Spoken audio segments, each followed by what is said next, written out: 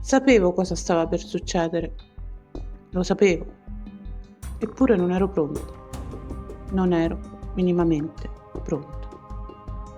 Cioè, figuratevi, sono una gamer, ho vissuto quel momento nel gioco, l'ho temuto per mesi interi, ma vederlo così, in questo episodio, mi ha spezzata. Through the Valley è un pugno allo stomaco. Diretto da Mark Mylod e scritto da Craig Mazin, questo episodio è un crocevia emotivo che cambia tutto. È uno di quegli episodi che si scolpiscono nella memoria, che ti lasciano senza fiato e con le lacrime agli occhi. Una puntata lunga, intensa, ansiogena, che cambia il corso della storia e lo fa con coraggio, con brutalità, con emozione. Ma andiamo con ordine. L'episodio si apre con un senso di inquietudine strisciante. I personaggi sono in tensione, anche quelli che in apparenza sembrano al sicuro. Ellie vorrebbe andare in pattuglia con Joel e già lì qualcosa non torna. Ma i rapporti tra loro non erano tesi? Un piccolo bluff? Si erano chiariti? C'è qualcosa che ci verrà rivelato nei prossimi episodi? Un flashback magari? In ogni caso, Joel è già partito con Dina, quindi ad Ellie tocca accettare Jesse come compagno di ronda. Da qui l'episodio si divide in 3 filoni narrativi.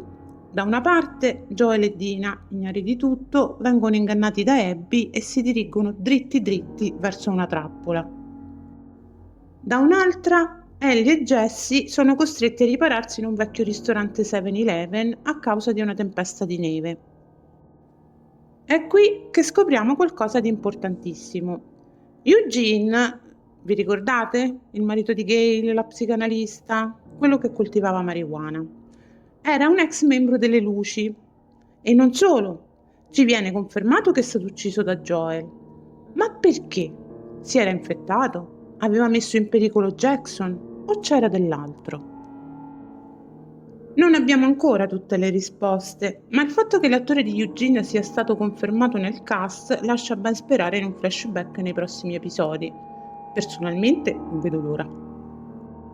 Nel terzo filone narrativo, infine, vediamo Jackson che viene attaccata da un'orda di infetti che sembrano sbucare dalla neve stessa, letteralmente. Si nascondono tra i cadaveri per proteggersi dal gelo. Una trovata geniale.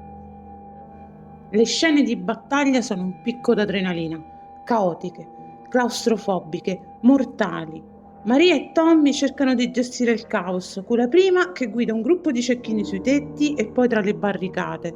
Il tutto in un clima da guerriglia in cui nessuno sembra al sicuro. E poi quella sequenza in cui Tommy sembra stia per morire.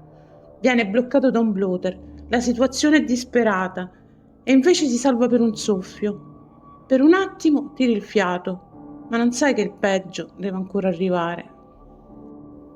Il montaggio tra l'azione a Jackson e la trappola di Abby è di un'intelligenza crudele, perché mentre ci concentriamo sulla sopravvivenza degli altri, ci illudiamo. Pensiamo che Joel e Dina siano al sicuro, che ci sia tempo. E invece no. Si arriva lì, al momento, alla scena che cambia tutto, il cuore pulsante dell'episodio, la scena che nessuno voleva vedere, ma che tutti noi che abbiamo giocato al videogame aspettavamo con terrore. Joel e Dina vengono catturati da Abby e il suo gruppo. Ellie nel frattempo si divide da Jesse per andare a cercare proprio loro due, dopo che hanno appreso da Jackson che non riescono a contattarli via radio. Ellie arriva al rifugio dove si trovano Abby e il suo gruppo, ma è troppo tardi. Quello che segue è una delle sequenze più devastanti e intense dell'intera serie. È proprio qui che la regia fa qualcosa di incredibile. Non si concentra sulla violenza, ma sul trauma, sulla disperazione, sul vuoto improvviso e insopportabile che si apre sotto i piedi dei personaggi e dei fan. Pedro Pascal, ragazzi, Pedro Pascal è mostruoso, è consapevole, è ferito e sa che sta per morire. Con Ellie che urla il suo nome, gli chiede di alzarsi, con quel flebile movimento della mano di lui, come se volesse davvero provarci, anche se sa di non potercela fare. Joel muore. Pedro Pascal ci saluta nel modo più tragico e potente possibile, ucciso brutalmente da Abby davanti agli occhi impotenti di Ellie, davanti a noi. Il suono si fa ovattato e la voce di Ellie si rompe e noi restiamo lì, distrutti. Bella Ramsey è devastante. Il modo in cui interpreta Ellie, la rabbia che le esplode dentro, il dolore che la deforma. Ed è grandiosa. È Ellie fino all'ultimo respiro di Joel. Tutto ti spinge a sentire, a soffrire con lei. Ellie cambia. In quel momento qualcosa dentro di lei si spezza. E noi cambiamo con lei.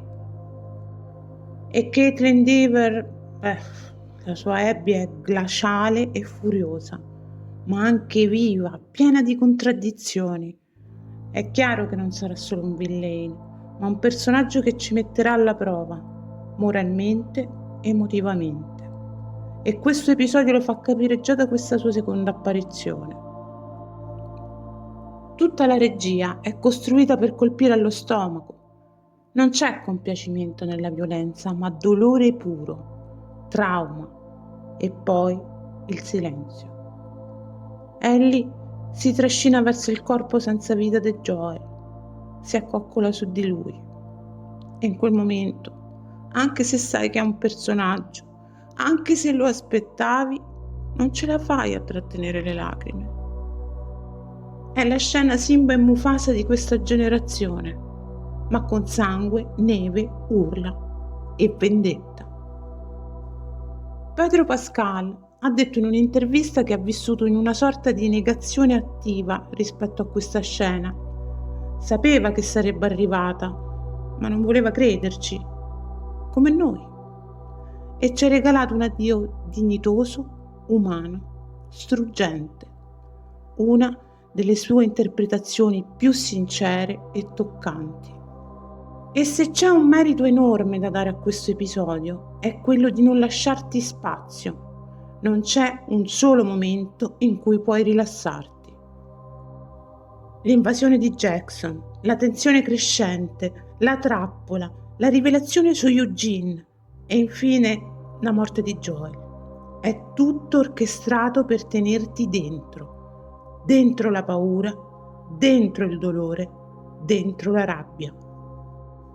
Dal punto di vista dell'adattamento, Through the Valley è abbastanza fedele a The Last of Us Part 2, ma riesce comunque a offrire nuovi strati, nuove emozioni. Abby è più umana, Ellie più spezzata, il mondo ancora più vulnerabile.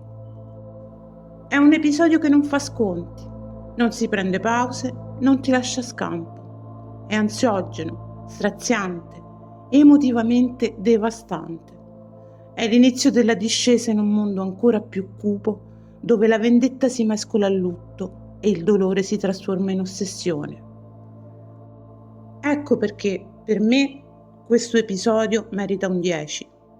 Perché è coraggioso, perché è scritto con il cuore e girato con l'anima, perché non fa sconti, non cerca scorciatoie e perché, semplicemente, non si dimentica. Perché sì, si può anche provare a trattenere le lacrime, ma alla fine usciranno comunque.